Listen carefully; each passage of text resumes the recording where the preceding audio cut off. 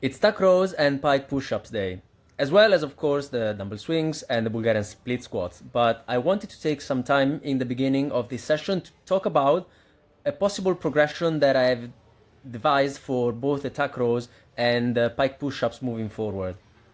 Because I've noticed a couple of things. To start off on tuck rows, I see that I don't really do more than 8 reps on the first set before the back collapses to the point where I don't really feel there's any point in going any further, because I can still feel my lats contracting, but form breakdown is something that I cannot ignore at that point any longer.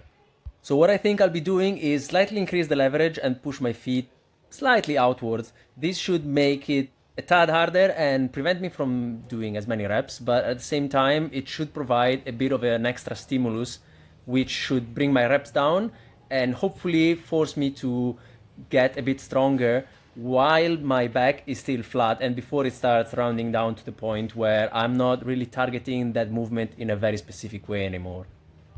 And regarding the pike push-ups, I noticed in this session that when I was in this position of relative 90-degree hip flexion and I was doing anything like tucking my chin in slightly or even the slightest rounding in the lumbar spine, we're starting to trigger a bit of a tightening in the piriformis on the left side.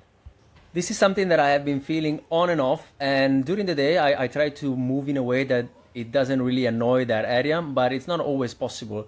But I am always very careful in doing anything that aggravates the thing when I am training. So if I notice it when I'm training, I feel like I probably am a bit tired and I should be taking it slightly easy. But because of this, I think that if next week something like that is going to happen, I might be trying something that is slightly harder, generally in terms of intensity, but easier locally on the piriformis side. And that's going to be a negative or eccentric only phase on the handstand push-up with my chest to the wall or maybe my back to the wall. This should prevent the hip flexion and definitely go a bit harder on the shoulders. So I will have to see how I feel. I do not want to aggravate anything in the shoulder because it's been feeling okay. But I am also keen to doing something that is a bit easier on the piriformis, which at the moment is really the only thing that's giving me a bit of an annoyance. So I should try and minimize that and see if I can increase the intensity somewhat on an exercise that I was going to progress anyways in that direction, because what I would like to do eventually is the handstand push-up. So if I can gauge how strong/weak my shoulders are in the eccentric motion, which should be the one that I'm slightly stronger at, then I will know that that is an exercise that I can start progressing in a vertical fashion against the wall, or if not, I will have to go back onto doing elevated pike push-ups, hopefully in a way that doesn't really upset the piriformis.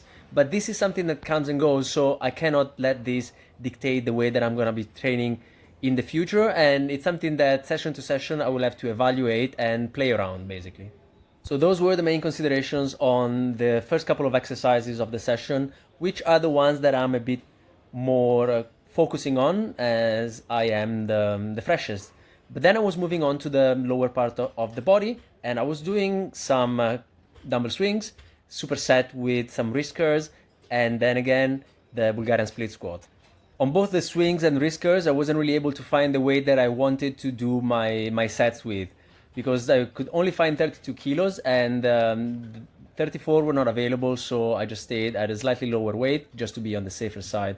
And I couldn't find any 5 kilo dumbbells for the curls, so I did 6 kilo dumbbells and just stayed a bit lower in repetitions. Luckily, I was able to find the 12 kilos for the Bulgarian split squat, so at least one exercise was in the intensity range that I was planning for. And that was the end of the session. I got a couple of good ideas, can't wait to try them out. Ciao!